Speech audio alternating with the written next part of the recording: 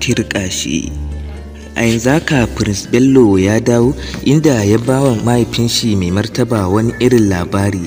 A dai cikin shirin fim din mai dogon zango na gidan sarauta din, ana zaune bayan mai martaba ya ce zai nemo dan shi Prince Bello, kwatsam sai ganin wasiya aka yi an kawo sarki, inda bayan mai martaban ya bude wasiyar jiye an ce daga ɗanka Prince Bello, insha Allahu ina nan dawowa mahaifina, ina so ka ci gaba da yi min addu'a domin gobe zan dawo gida, kuma akwai labarai kala-kala da nake tafa da su.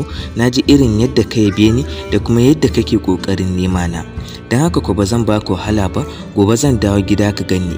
Wannan magana da ya aka ji ta yi matuƙar tayowa da Gimbiya Fa'iza da mahaifiyarta rai. Kamar dai yadda a yanzu haka sai ku biyo ni cikin wannan shiri domin ku ji irin abin da ke faruwa.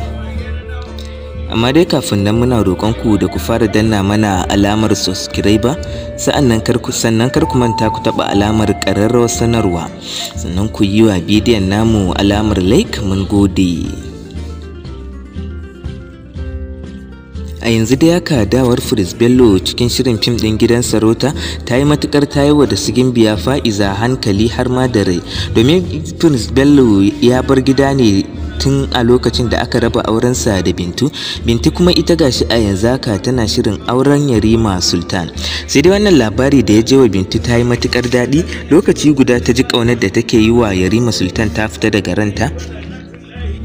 Haka zalika a yanzu haka Bintu ta fara lissafe-lissafen yadda za ta koma yin abubuwa da kanta ba tare da ta roƙi wasu ba.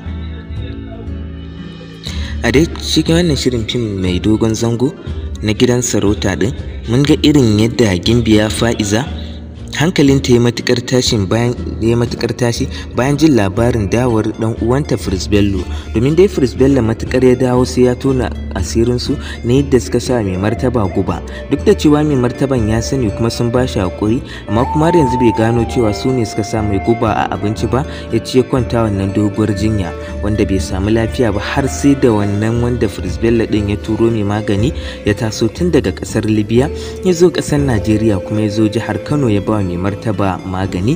A dai cikin shirin fim din gidan sarauta din, a yanzu dai haka sarki ya fara samun lafiya.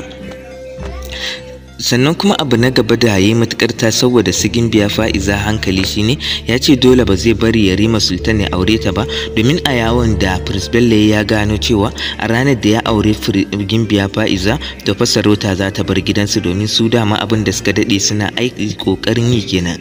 Sun ce za su ta gano Gimbiya Fa'iza azaba ne har sai mai martaba da kanshi ya amince ya yarda sarauta ta koma gidansu, daga nan ne za su sako ta a matsayin baiwa wulakantacciya.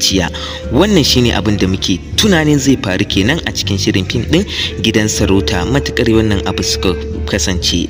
Masu kallon mu da masu sauraron mu wannan kenan, sannan duka kuma anan muka kawo ƙarshen wannan bidiyo. Sai da kar ku manta dai muna roƙon ku da ku fara danna mana alamar subscribe, sannan kar ku manta ku yi wa bidiyon namu alamar like.